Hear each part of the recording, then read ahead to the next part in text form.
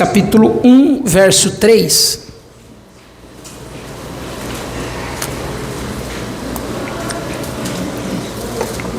Quem encontrou, diga amém. Enquanto você acha e procura aí. Hoje noite de celebração, hoje um domingo de Páscoa. Feliz Páscoa a toda a igreja no nome de Jesus. Sintam-se abraçados, espero que você tenha podido aproveitar esse final de semana com sua família, com aqueles que Deus colocou na sua vida no nome de Jesus. Atos capítulo 1, verso 3, quem encontrou diga amém. Diz assim: depois de ter padecido, Jesus se apresentou vivo aos seus apóstolos, com muitas provas incontestáveis, aparecendo-lhes durante 40 dias e falando das coisas relacionadas com o reino de Deus. Amém? Pai, que a tua palavra, que é viva, eficaz, toca no nosso coração, abra o nosso entendimento, Senhor, nessa noite, para que possamos, Senhor, em nome de Jesus, ouvir a tua santa palavra. Saímos daqui, Senhor, tocados pelo teu Santo Espírito, direcionados, Senhor, de acordo com as tuas escrituras, em nome de Jesus. Amém, amém. Podemos assentar, glorificando o nome do Senhor. Como eu dizia, irmãos, hoje é um dia onde nós comemoramos a Páscoa, uma data muito memorável para o cristianismo. Afinal, comemorar a Páscoa, irmãos, é celebrar a ressurreição de Cristo. E nada mais importante para os pilares da fé cristã, a crença acerca da ressurreição. Porque nós, irmãos, diferente de outras religiões do mundo, os seus seguidores, os seguidores de outras religiões, eles podem peregrinar até o túmulo, até o lugar onde foi sepultado o seu fundador, o criador de uma determinada religião, e ali eles vão encontrar, naquele túmulo, eles vão encontrar naquela sepultura, o fundador daquela religião. Se os nordestinos que gostam de peregrinar, por exemplo, lá no Nordeste para a cidade de Aparecida, eles vão encontrar lá o túmulo do Padrinho Cício. A Igreja Católica, se ir diante de alguns túmulos de papas, eles vão encontrar ali os restos mortais daquele indivíduo que é considerado uma santidade para aquela religião. Os adeptos ao budismo, os adeptos a outras religiões, eles vão encontrar ali os seus fundadores, os restos mortais na sepultura.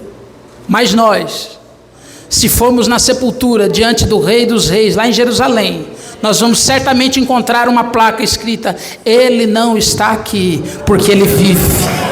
Ele vive, Ele vive, Ele vive, Ele vive.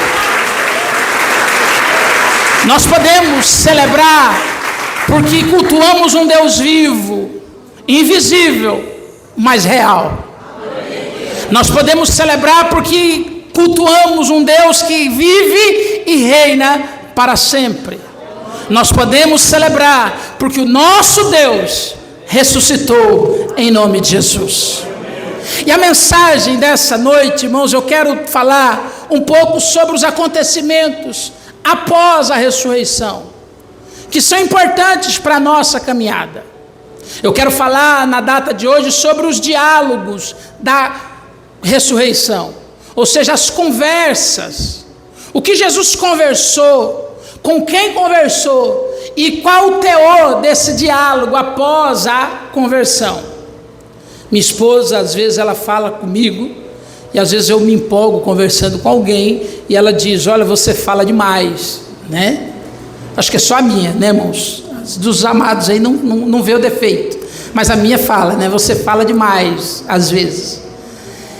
Mas é interessante quando a gente olha Jesus, as falas, os diálogos de Jesus, a fala de Jesus, os diálogos dele não tinham perca de tempo, não era conversa jogada ao vento.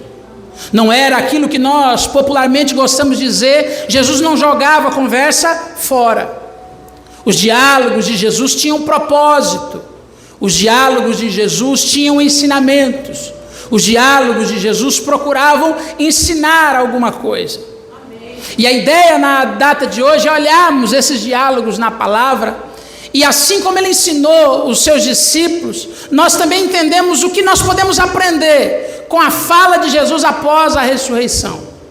O que Jesus ensinou para os seus discípulos, como nós lemos em Atos 1:3, que eu quero repetir: depois dele ter padecido, Jesus se apresentou vivo aos seus apóstolos, com muitas provas incontestáveis, aparecendo-lhe durante 40 dias e falando das coisas relacionadas ao reino de Deus. O que ele falou? Vemos aqui que ele falou coisas relacionadas a quem? Ao reino de Deus. Ele falou coisas relacionadas à palavra, coisas relacionadas à vontade do Senhor. E é nessas falas de Jesus que eu quero focar um pouco nessa noite, para que nós possamos aprender quais são os diálogos da ressurreição. E eu quero que você, irmãos, pense que nas Escrituras nós temos pelo menos registrado 10 momentos diferentes, onde Jesus apareceu aos seus discípulos. Durante esses 40 dias, né, encerramos inclusive agora 40 dias de propósito, né? Mas durante os 40 dias, desde o momento da sua crucificação, até o momento da sua ascensão, até o momento em que Jesus sobe aos céus, ele aparece aos discípulos num prazo de 40 dias. E nesses 40 dias, ele aparece aos seus discípulos, pelo menos, irmãos, pelo menos 10 vezes. Por 10 oportunidades, os discípulos puderam conversar com Jesus, amém? E os diálogos de Jesus, irmãos, eles revelam cura, eles revelam direção, eles revelam missão para os discípulos, mas também revelam tudo isso para nós nos dias de hoje. Precisamos olhar, irmãos, a data da Páscoa não só como um feriado, não só como uma data de descanso, uma data voltada para o consumo, uma data de presentear as crianças, né? Uma data da gente engordar uns quilinhos, né? Comendo um chocolate. Não. A gente precisa também olhar a Páscoa, irmãos, como a partir do prisma da ressurreição de Cristo. E a partir do prisma da ressurreição, ele nos instrui, irmãos, ele nos dá instrução acerca do ensino e até, irmãos, conforto para prosseguirmos na nossa caminhada de fé. Ele vai nos trazer ensino, mas também vai gerar conforto. E é por isso que hoje nós vamos olhar, irmãos, para esses diálogos de Jesus após a ressurreição e tentar extrair os ensinamentos dados aos discípulos e aonde nós podemos aplicar aquilo que Jesus falou para os discípulos há 2000 anos atrás, onde nós podemos aplicar também hoje para as nossas vidas. Amém? E o primeiro diálogo que eu quero falar, irmãos, é o diálogo que restaura. Diga: diálogo que restaura. Esse diálogo é o diálogo entre Jesus e Maria Madalena. Amém? Esse diálogo acontece, está registrado, se você quiser ler na sua casa, com mais calma. Eu não vou ler para nós, eu vou só contar a história. Está lá em João capítulo 21, verso 11 ao 18. E é o diálogo que acontece no domingo de manhã. Jesus passa por todo o seu sofrimento na sexta-feira, é sepultado, no sábado ele está lá dentro do túmulo, e a Bíblia vai falar em João capítulo 20, que no primeiro dia da semana, de madrugada, antes da primeira hora, porque a primeira hora era por volta das 6 horas da manhã, antes que o sol se aparecesse. Então significa que por volta das 5 da manhã, Maria Madalena e Salomé e outras mulheres, elas já se uniram, elas deixaram tudo pronto. Quem já viu mulher, as irmãs aqui vão entender melhor do que os homens, né? As irmãs são mais preparadas, quando vai fazer uma faxina, né? Ela não chega lá de cara para fazer a faxina, ela chega com tudo pronto, né? Ela já olhou, ela já mapeou o lugar, ela tem lá um balde, um esfregão, né? O texto vai dizer que aquelas mulheres foram lá para cuidar do corpo de Jesus. E elas estão ansiosas, irmãos, para fazer aquilo. A Bíblia vai falar que isso é 6 horas da manhã. Eu fico imaginando essas irmãs nem dormiram direito. porque o sol nem apareceu. Isso significa que é por volta das 5 da manhã, aquelas mulheres estão tudo prontas, estão tudo esperando, olha, vai dar o dia. Por que elas não saíram, foram logo? Vale a gente lembrar, se não é a primeira hora do dia, se não é o primeiro dia da semana, é o 7º da outra, ainda é sábado, elas não podem sair. Elas não podem sair, porque elas, como judias, elas não podem sair de casa, então elas estão esperando a hora. Meu Deus, vai dar hora, ainda vai chegar o domingo. Está chegando o domingo, ainda é sábado, mas vai chegar o domingo. Quando o sol raia, irmãos, a Bíblia fala que elas vão correndo. E o texto, se você tiver uma leitura mais precisa, você vai ver, irmãos, que elas nem se preocuparam com a dificuldade que elas iam encontrar. Porque Jesus estava onde, irmãos, quando elas foram para o túmulo? Estava dentro do túmulo. Se você vê, são duas mulheres, e a Bíblia vai falar e vai ressaltar que elas nem se preocuparam com a pedra. Elas só foram. Eu só preciso cuidar de Jesus, eu só preciso fazer algo que agrada o Senhor, ainda que Ele não esteja vendo, mas eu vou lá. E a Bíblia fala que elas chegam lá desesperadas. Só que quando a Bíblia fala que elas chegam lá, o túmulo, irmão, já está sem a pedra já está rolada. A Bíblia vai falar que Maria Madalena, ela entra, põe a cabeça para dentro do túmulo e vê aonde Jesus estava deitado, 2 anjos, um na cabeceira e o outro no pé. E ela olha desesperada e ela diz: cadê o mestre? E aí um dos anjos: o que você está procurando? Estou procurando Jesus, porque ele estava aqui. E aí vem o primeiro diálogo.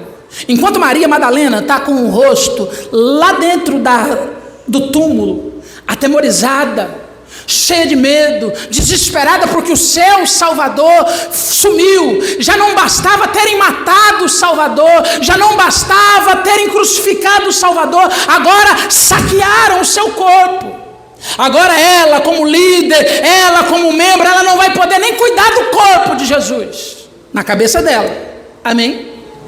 Enquanto ela está olhando lá para dentro do túmulo, diz a Bíblia que atrás dela, ela escuta uma voz.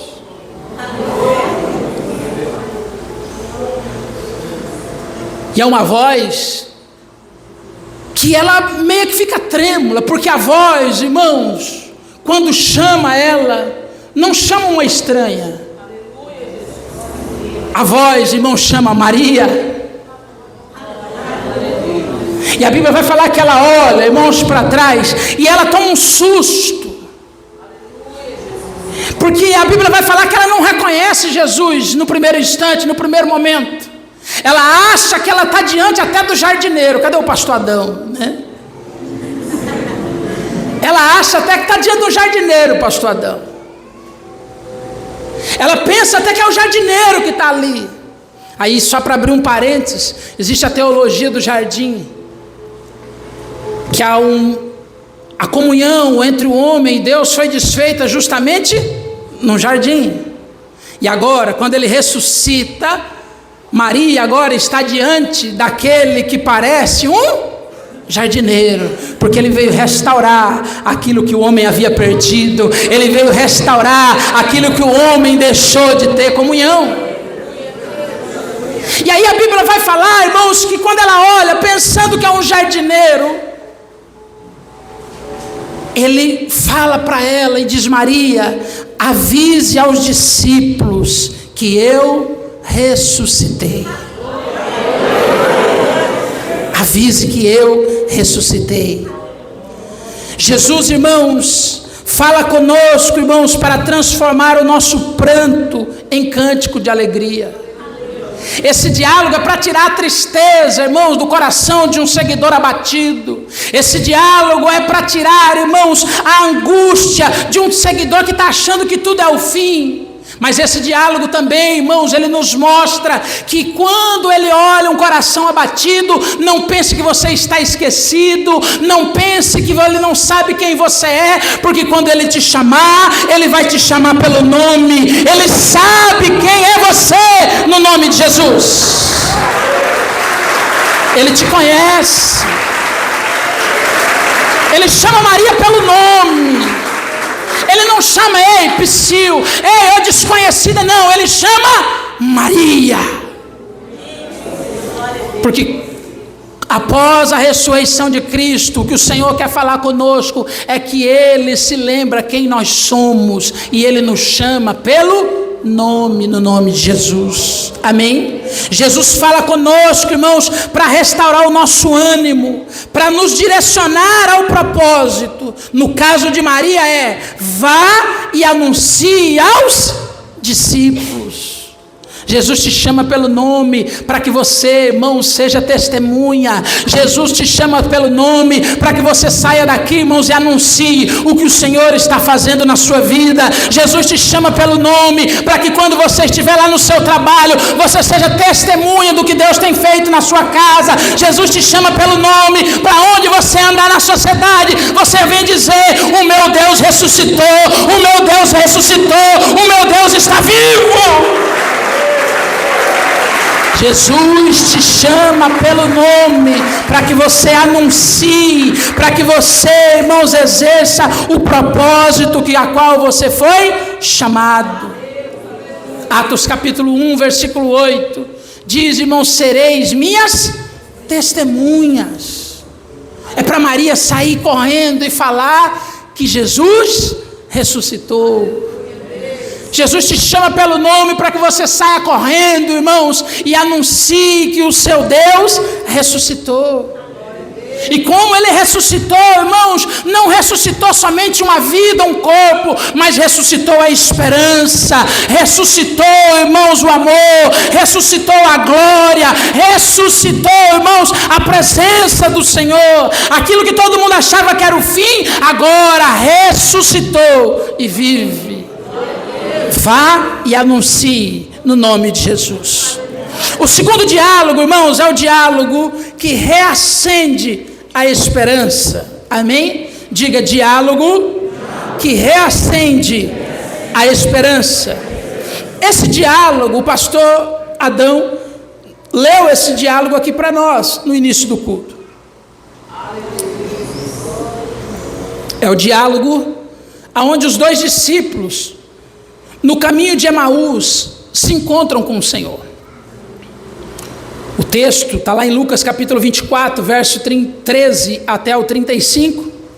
A Bíblia vai falar que os discípulos estavam andando, dois discípulos saíram de Jerusalém e estão andando no beira do caminho, desanimados, tristes, abalados, porque enterraram, irmãos, colocaram o seu Salvador, o seu mestre, na sexta-feira à tarde num sepulcro. E agora já virou sábado, agora já é domingo, eles estão indo na beira do caminho, cansados, tristes. E aí de repente eles têm um encontro. Um homem aparece, irmãos, e começa a andar com eles. E a Bíblia vai falar, se nós lermos no texto, que os olhos deles estavam como fechados, e apesar de estarem conversando com o Senhor, eles não conheciam, eles não reconheciam quem era que falava com eles. Às vezes nós estamos na caminhada, dizemos que acreditamos em Jesus, mas não conseguimos identificar que Ele já está do nosso lado. E a Bíblia vai falar, irmãos, que aqueles dois discípulos ali estão caminhando, e aí Jesus chega para ele e diz: por que vocês estão tristes? E aí eles ainda ficam bravos com Jesus. Você deve ser o único em Jerusalém que não sabe o que aconteceu nos últimos dias. Deve ser a única pessoa, você não deve ter Zap, não deve ter Instagram, não deve ter Facebook, né? Não tá no grupo da família, alguma coisa, está morando numa caverna. Deve ser o único que não sabe, está todo mundo compartilhando, está todo mundo falando. E aqui há algo interessante, aquele que nós achávamos, eu disse a palavra o que, irmãos? A palavra o que? Achávamos que era o Messias, morreu. Então isso significa que esses homens que estão andando, eles até o momento eles acreditavam, mas agora a Bíblia vai falar assim: olha, já é o terceiro dia e ele está morto. Isso significa que esses homens pensavam, irmãos, que a fé deles tinha sido em vão. Isso significa que eles pensavam: seguimos 3 anos alguém que não era o Cristo, alguém que não é o Messias. E aí Jesus andando começa a falar, irmãos, acerca de quem ele é, desde os profetas desde a lei até os profetas. Essa expressão lei aos profetas, só para abrir um parênteses, era a Bíblia, irmãos, do Antigo Testamento, do judeu. Era a Tanakh, que é lei, os escritos e os profetas. É a Tanakh, é o Torá, os Neviins e os Ketuvins. E aí a Bíblia vai falar que ele discorre, ou seja, em outras palavras, para a gente entender mais rápido, ele discorre em toda a Bíblia quem era Jesus. Começa lá em Gênesis, começa lá em Êxodo, ele vai mostrando quem é Jesus em Josué, ele vai mostrando quem é Jesus em Levítico, ele vai mostrando quem é Jesus em 1 Reis, ele vai mostrando quem é Jesus em Malaquias, ele vai mostrando quem é Jesus em toda a Bíblia do Antigo Testamento. Está vendo? Isso aqui falava dele. Isso aqui estava falando, anunciando dele. Isso aqui estava falando sobre ele. E aí eles vão ouvindo aquilo. E aí diz a Bíblia que quando eles ficaram tão envolvidos com aquela palavra, que chamaram aquele estranho até então para a ceia, para cearem junto com eles. E o texto vai dizer que na ceia, quando Jesus partiu o pão, a Bíblia vai falar que as escamas caíram e eles entenderam quem estava diante deles. Porque quando nós estamos na mesa, irmãos, nós conseguimos ter uma visão exata de quem é Cristo na nossa vida. Quando nós estamos na mesa, irmãos, nós conseguimos entender quem é Jesus de fato na nossa vida. Jesus, irmãos, é por isso que nós ceamos mês a mês, porque na mesa nós precisamos, irmãos, nos despir da nossa natureza humana para entender quem é Cristo na nossa vida, para entendermos de novo o sacrifício vicário de Cristo Jesus.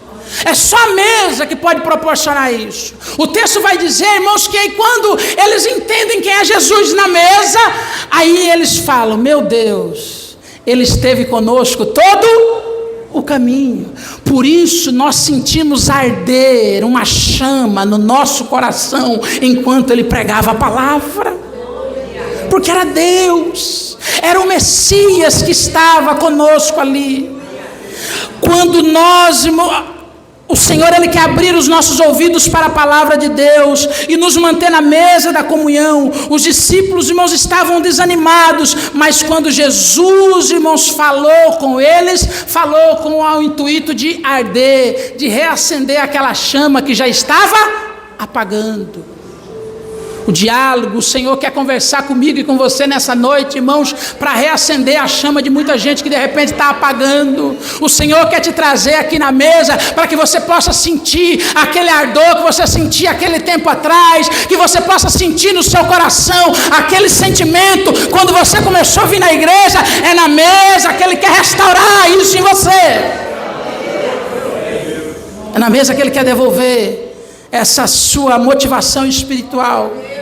É na mesa que Ele quer mover você a cada dia mais se aliançar com Cristo Jesus. O terceiro diálogo, irmãos, é o diálogo que traz paz. Diga: diálogo que traz paz. Esse diálogo, ele está lá no livro de João, capítulo 20, verso 19 ao 23.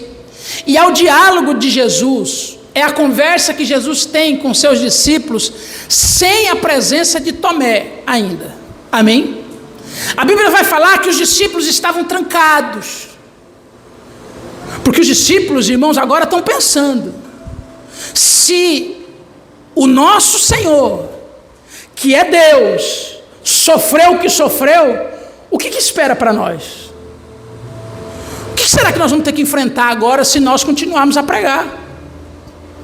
O que será que vai acontecer conosco se nós continuarmos essa empreitada de pregação da palavra? Porque se Ele, que era Deus, sofreu o que sofreu, o que vai acontecer com a gente? E aí a Bíblia vai falar que estão todos trancados num lugar. Não é para menos. Às vezes a gente se tranca, irmãos, quando o sol vira uma chuvinha lá fora. Às vezes a gente se tranca porque a gente chegou cansado no dia de semana. Às vezes a gente se tranca, irmãos, porque a gente discutiu com o marido ou com a esposa, Que dirá, a gente não vai se trancar quando a gente está enfrentando perseguição como os discípulos. E a Bíblia vai falar, irmãos, que eles estão trancados ali, com medo agora de sair, com medo agora de continuar a pregação, com medo de continuar o ministério, estão ali apavorados. E a Bíblia vai falar, irmãos, que de repente, no meio daquele temor, no meio daquela angústia, surge o Senhor no meio deles. O que eu quero falar para você nessa noite é que nos momentos de maior angústia que você enfrenta, o Senhor quer surgir no meio, irmãos. O Senhor quer estar na sua causa, o Senhor quer entrar no seu problema. Ele não vai estar indiferente, mas Ele vai entrar até nos lugares mais sombrios que você esteja escondendo. E quando isso acontecer, o texto vai dizer que Jesus entra e diz: paz seja convosco. Por isso que eu gosto da saudação da igreja do Evangelho Quadrangular. Nada contra, irmãos, as saudações de outras denominações, amém? Que bonito a igreja Congregação Cristã no Brasil chamar a paz de Deus. Que bonito a igreja Assembleia de Deus chamar a paz do Senhor. Que interessante, irmãos, as comunidades replicarem a saudação dos apóstolos, graça e paz. Mas que orgulho, irmãos, nos dá em ser quadrangular, de replicarmos a saudação que Cristo dava aos discípulos: paz seja convosco. Paz seja convosco. Jesus diz ali naquele ambiente, e a Bíblia diz, irmãos, que agora eles veem quem está diante deles é Cristo. E aí, irmãos, o temor é tirado, aí a tristeza é arrancada, aí, irmãos, o medo é lançado fora, porque Jesus, ele entra em ambientes de medo para nos dar a paz. Se você ler João capítulo 20, quando ele diz paz seja convosco, a Bíblia vai falar que Jesus sopra sobre eles o seu espírito. E a Bíblia vai falar que eles então sentiram paz no coração.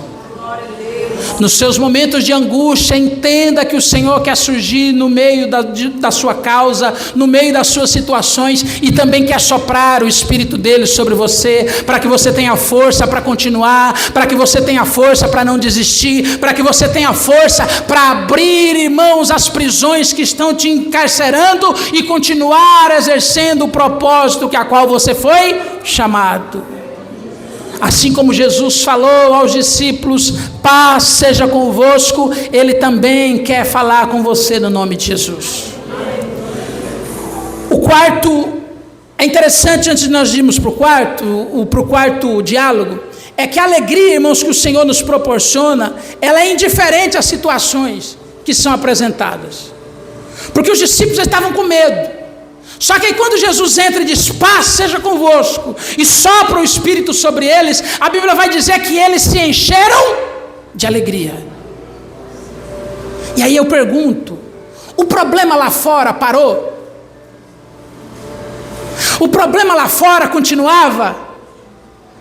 Mas agora o que estava diferente? Agora o que estava diferente era que o Senhor era a alegria daquele povo. Agora o que era diferente é que o povo podia abrir a porta e dizer, a alegria do Senhor é a minha força. O que mudou é que agora eles podiam ir para a batalha e dizer, em Cristo Jesus eu sou mais que vencedor. Agora o que mudou é que mesmo na luta eles iam dizer, eu posso todas as coisas, porque é Ele que me fortalece. Eu posso. O que mudou, irmãos, foi que agora o Espírito Santo de Deus estava sobre ele. O que eu quero pregar aqui nessa noite é que de repente, lá fora, irmãos, os seus problemas vão continuar, mas se você escutar a voz do Senhor te dizendo aqui nessa noite, paz seja convosco, você vai sair daqui mais que vencedor nessa noite. Porque esse é um diálogo, irmãos, que traz paz para a nossa vida. O quarto diálogo, irmãos, é o diálogo que convence e fortalece. Amém?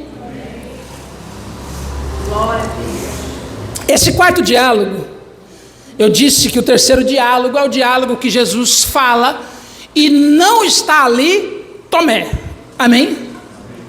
O quarto diálogo é o diálogo que acontece do capítulo 20 ainda, do verso 24 ao 29. Os discípulos se encheram, irmão, de paz. Os discípulos se encheram de força. E aí quando Tomé chegou, eles vieram contar a novidade. Falei, Tomé, você não estava aqui, perdeu. Ei, Tomé, que culto que a gente teve hoje. Tomé, você não olha, a presença hoje, Tomé, foi sobrenatural. Quando a gente estava com medo, a gente estava triste, a gente escutou a voz dele dizendo, paz seja convosco. A Bíblia vai falar que Tomé olhou, só acredito vendo. Se eu ver as marcas na mão, aí eu vou acreditar. Não adianta nem eu ver ele, não. Eu quero ver as marcas. Eu quero ver o resultado. Eu quero ver se de fato é Deus. Eu duvido dessas coisas. Já ouvi tanta conversa. E aí a Bíblia vai falar que passado 8 dias, acho que é no próximo culto, né? Na outra semana, passou 8 dias, tá os discípulos reunidos de novo. Jesus entra do mesmo jeito, dizendo paz seja convosco. E lá no meio agora tem alguém diferente. Lá no meio agora tem Tomé. Tomé não fala nada, só observa. Tomé não acusa nada. Eu acho que Tomé dá uma olhadinha de rabo de olho, né? Fica ali meio, quero só ver. Jesus, irmãos, que sonda e conhece o coração, na hora ele diz, ô Tomé, você precisa ver para crer? Então vem aqui e toca. Aí, irmãos, aí quando ele toca, aí ele celebra, aí ele se alegra, porque ele entende que diante dele está o Rei dos Reis. Aí o próprio Jesus olha para ele, ô Tomé, você só acreditou agora porque você está vendo? Bem-aventurado aqueles que não viram, mas creram. Bem-aventurado aqueles que se aproximaram de mim, mas creram no nome de Jesus. O diálogo de Jesus com Tomé, irmãos, é para mostrar a prova da ressurreição, mas é também, irmãos, para encorajar a Tomé a ter mais fé. Você precisa crer mais. Eu estou falando contigo, Tomé, eu estou te provando, mas você precisa aumentar a sua fé. Você não pode se contentar, nós não podemos nos contentar com o nível espiritual que a qual nós atingimos. Nós não podemos nos contentar com aquilo que nós já vimos, porque, irmãos, se queremos viver o sobrenatural, precisamos aprender a crer mais. O próprio Jesus olha para Tomé e diz, não seja incrédulo, mas crente. Eu gosto dessa palavra. Eu gosto dessa palavra crente, que é meio às vezes tida ultimamente como arcaica, que é tida ultimamente como fora de moda, porque é melhor a gente chamar de gospel, é melhor a gente chamar, irmãos, de voluntário, é melhor a gente chamar, irmãos, de apóstolo. Não, eu preciso ser crente, porque eu preciso crer no Senhor. Eu preciso crer na palavra, eu preciso crer no nome do Senhor, porque eu posso fazer muita coisa, irmãos, para o reino, mas se eu não acreditar, se eu não tiver fé, de nada adianta. De nada adianta. Posso fazer um monte de coisa, irmão, mas se eu não tiver fé na palavra do Senhor, não adianta nada. Jesus nos chama para crer, irmãos, independente das evidências, apenas a nos apegar às promessas. Não é porque eu estou te provando, Tomé, que você precisa crer, não. Creia além das evidências, creia além daquilo que você está vendo, porque a Bíblia vai falar que ter fé é ter a certeza das coisas que não se veem. E quando nós temos fé, irmão, na nossa vida, quando nós aumentamos o nosso nível de fé na presença do Senhor, nós começamos a viver o sobrenatural. Porque as coisas, elas não são possíveis aos que querem. As coisas são possíveis aos que creem. E tudo é possível ao que crê. Então é por isso que eu preciso aumentar a minha fé. É por isso que eu preciso acreditar mais no Senhor. É por isso que o Senhor, Ele se encontra conosco, para que nós venhamos ter mais fé nas promessas dEle, no nome de Jesus. O quinto diálogo é o diálogo que renova a missão. Diga o diálogo que renova a missão. Esse diálogo é o diálogo, irmãos, da pesca milagrosa. Esse diálogo é o diálogo que está lá em João capítulo 21, do verso 1 ao 14, aonde Jesus se manifesta mais uma vez aos discípulos junto ao mar de Tiberíades. Diz o texto que estavam juntos Simão Pedro, Tomé, chamado Dídimo, Natanael, que era de Caná da Galileia, os filhos de Zebedeu, que no caso são João e Tiago, e mais 2 discípulos de Jesus. Isso dá um total, irmãos, de quantos discípulos? 7 discípulos. Diga 7 discípulos. Então estavam ali 7 dos 11 discípulos. Por que não 12, pastor? Porque Judas havia suicidado-se já. Então dos 11 agora vivos, Matias ainda não tinha sido eleito, dos 11 vivos tem 7. Então só tem 4 que não estão presentes nesse diálogo.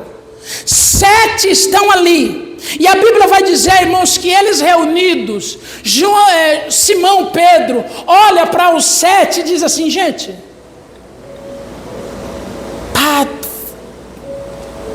Jesus ressuscitou, as mulheres falaram que viram ele, eu corri lá no túmulo, não vi a pedra vazia, eu não vi o corpo, mas eu não vi ele ainda. Ele apareceu para ir. Aí, em João 21, ele vai dizer, em João 21, se você ler, vai ser a 3ª vez que ele se encontra com os discípulos, esse encontro. E aí Pedro está dizendo: vamos pescar? Só que esse convite de Pedro, vamos pescar, não é, irmãos, apenas uma pescaria rotineira, não é um entretenimento. O vamos pescar de Pedro, se a gente lê alguns capítulos no Evangelho, a função, a profissão de Pedro era ser o quê? Pescador. Então quando Pedro está dizendo aos discípulos, vamos pescar, ele está dizendo a gente, esse negócio aí, a gente seguiu Jesus, foi crucificado, uns falam que ele ressuscitou, ele apareceu lá no meio da gente, lá os de Emaús nem perceberam que era ele. Será que é ele mesmo? Vamos voltar para a nossa vida? Vamos fazer aquilo que a gente fazia? Vamos fazer aquilo que a gente aprendeu desde criança? E aqui eu quero abrir um parênteses, cuidado, irmãos, porque quando Cristo Jesus te chamou como testemunha, quando Cristo Jesus te levantou como um servo do Senhor lá na sua casa, lá no seu trabalho, o Senhor te chamou para ser referência no ambiente que você está inserido, amém? Então cuidado com o seu testemunho, porque o seu testemunho, irmãos, podem levar outros irmãos, ou para a salvação, ou para a perdição. Quantos discípulos tinham, irmãos, de 11? 7. E se você ler o texto, ou seja, são praticamente 80% dos discípulos estavam ali. Todos acataram a voz de Pedro e foram pescar. Todos voltaram a fazer aquilo que faziam. Todos voltaram, irmãos, para a sua vida antiga. E a Bíblia vai falar que enquanto eles estão na pescaria, eles não conseguiram pescar nada. A Bíblia vai falar que passa a noite toda e nada acontece. E aí, de repente, de manhã, Jesus na beira da praia, olha para eles lá no barco e diz: filhos, vocês têm peixe para mim comer? E aí eles lá do barco, Senhor, porque eles não estão vendo Jesus, Jesus está lá na praia. Senhor, nós pescamos a noite toda e nada apanhamos. Aí Jesus, lá da praia, ainda diz: faz o seguinte, lança a rede à direita do barco. Se você gosta de leitura da palavra, você vai lembrar, irmãos, que essa cena aconteceu lá atrás no chamamento de Pedro para chamá-lo para apóstolo. Naquela ocasião Pedro questionou: Só que agora Pedro já está vacinado, já é experiente. Na primeira vez, Pedro diz: Senhor, não dá para pescar, mas sobre a tua palavra eu lançarei a rede. Não, nessa ele simplesmente lança, porque já aprendeu. E aí a Bíblia vai falar que quando eles puxam a rede vem, irmãos, com 153 grandes peixes. Quando eles estão puxando, irmãos, e quando está tendo resultado, João no barco, Pedro ainda não notou. João no barco, olha e diz: Pedro, quem está falando é o mestre.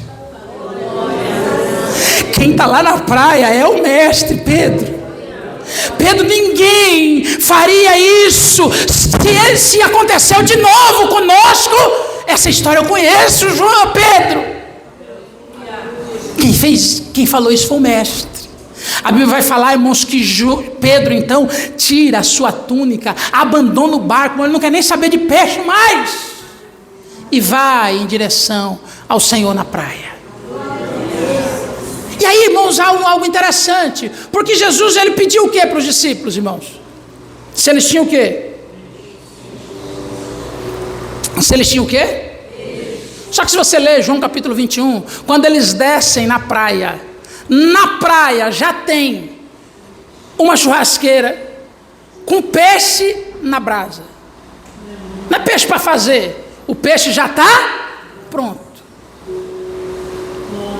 Eles descem, irmãos, e agora não precisa trazer, porque esse diálogo aqui com os discípulos, o que o Senhor quer nos lembrar, irmãos, Ele quer fazer assim: filho, cadê aquilo que eu te chamei para fazer?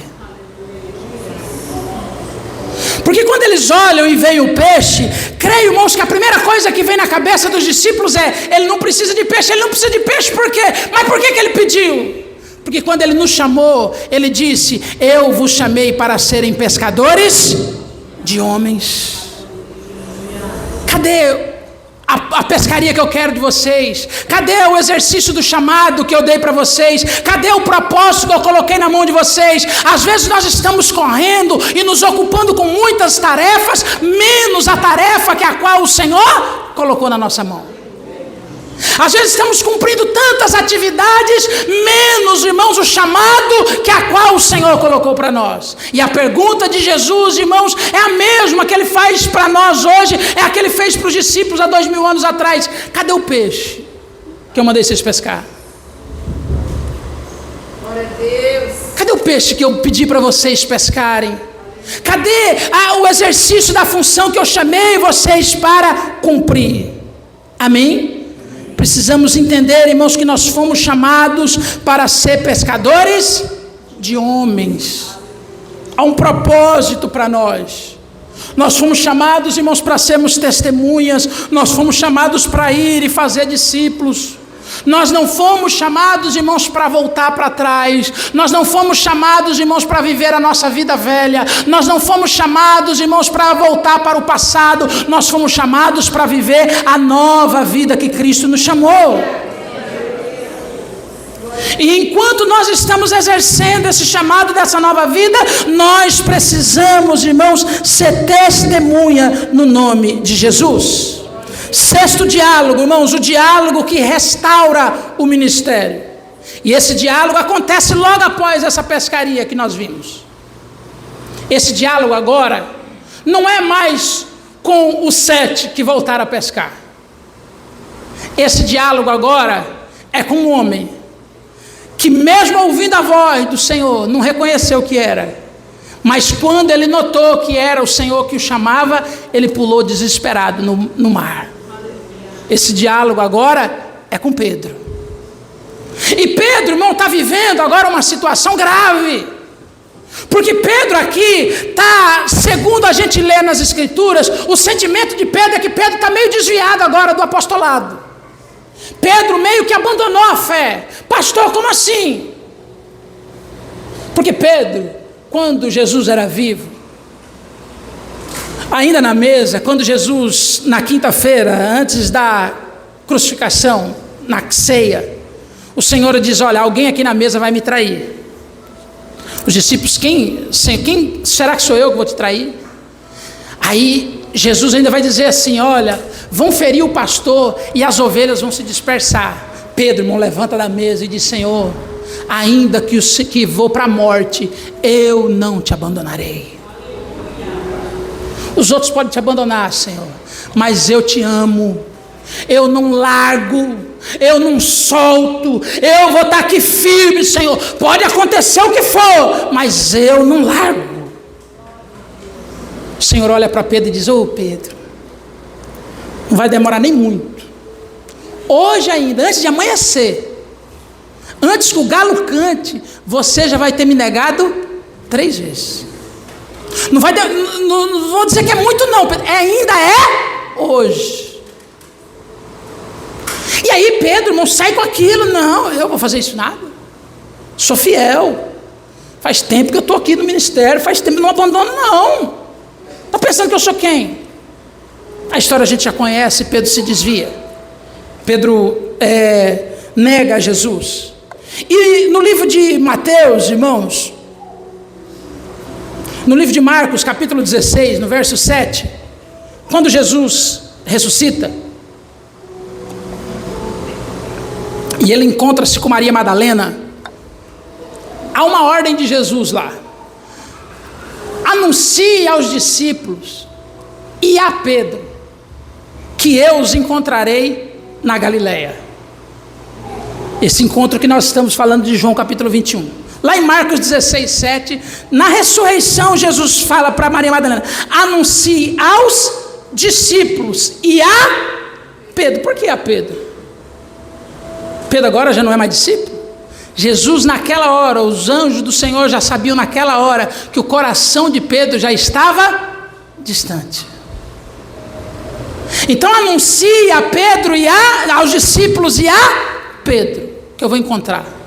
Quando Jesus se encontra com ele lá na Galileia, no bar de Tiberíades, ali nesse encontro que nós estamos falando, é por isso que a pergunta de Jesus para Pedro, ela é quase, irmãos, no nosso português, ela é quase uma insistência: Pedro, tu me amas? Porque a pergunta de Jesus é para Pedro lembrar da quinta-feira à noite na mesa, quando ele disse: Senhor, ainda que vá à morte, eu não te abandonarei. Pedro, tu me amas? Senhor, eu te amo. Vem a segunda vez, o Senhor olha para Pedro e diz: Pedro, tu me amas? Sim, Senhor, eu te amo. Na terceira vez, Jesus pergunta: Pedro, tu me amas? Sim, Senhor, tu sabes que eu te amo. O Senhor sabe de todas as coisas. Então apacenta as minhas ovelhas. Só para a gente abrir um parênteses aqui, essa pergunta, irmãos, no grego, no original, ela não é uma repetição de palavras, ela não é uma repetição de expressões, porque o amor no grego, a palavra amor no grego, ela tinha vários significados. Assim, para a gente entender, por exemplo, a palavra ponto, na língua portuguesa, é uma palavra que tem praticamente 50 significados. Pastor, como assim? Tem o ponto de exclamação, tem um ponto de referência, tem o ponto do ônibus. A mesma palavra tem vários significados, dependendo da aplicação. A palavra amor no grego, ela tinha várias aplicações. Havia o amor, irmãos, eros, o amor voltado para o erotismo. Havia o amor filéu, que era o amor voltado, irmãos, para a amizade. E havia o amor ágape, que era o amor supremo. E no texto de João capítulo 21, o original usa 2 tipos de amor aqui. A primeira pergunta para Pedro é: Pedro, tu me amas? Pedro, o amor que você me ama é ágape, é sobre todas as coisas, é filéu, perdão, você tem o amor de mim como amigo? Sim, Senhor, eu te amo. Aí Jesus pergunta de novo: Pedro, o amor que você tem por mim é filéu? Senhor, o Senhor sabe. Aí ele pergunta por último: Pedro, o seu amor que você me ama é ágape? Aí ele diz: Senhor, o Senhor sabe de todas as coisas. Porque Pedro está dizendo: Senhor, eu achava que eu te amava ágape, eu achava que era sobre todas as coisas, mas eu não aguentei não. Na hora que veio a dificuldade, na hora que veio o problema, eu desviei. Na hora que veio o problema, eu larguei mão. Mas o Senhor sabe que eu ainda consigo considerar o Senhor como meu amigo. Então isso já é suficiente para você cuidar das minhas ovelhas. E ali, irmãos, o ministério de Pedro é restaurado. O sétimo e penúltimo diálogo é o diálogo que envia para o mundo. É o diálogo da grande comissão, lá em Mateus 28, 19. É quando Jesus encontra os discípulos e dá para eles autoridade. E dá para eles e vai fazer: olha, agora eu quero que vocês vão e vocês vão fazer discípulos, pregando o evangelho da paz, pregando o evangelho, e eu vou estar convosco todos os dias. Porque quando o Senhor nos chama para pregar e Ele nos envia na grande comissão, Ele não nos envia sozinhos. Nós não estamos abandonados, mas a companhia do Senhor está conosco. E o oitavo diálogo é o diálogo da promessa de poder. É o diálogo de Atos capítulo 1, antes de o Senhor ser assunto aos céus, que Ele diz: olha, eu vou vir, mas eu vou derramar, eu vou subir, mas eu vou, antes disso, eu vou derramar sobre vocês poder. Porque após a ressurreição, o Senhor também ministra poder sobre a nossa vida. Para nós encerrarmos, é importante eu lembrar que eu não disse que é o último diálogo, amém? Eu disse que é o oitavo. Pastor, por que não o último? Porque ainda hoje o Senhor fala comigo e com você no nome de Jesus.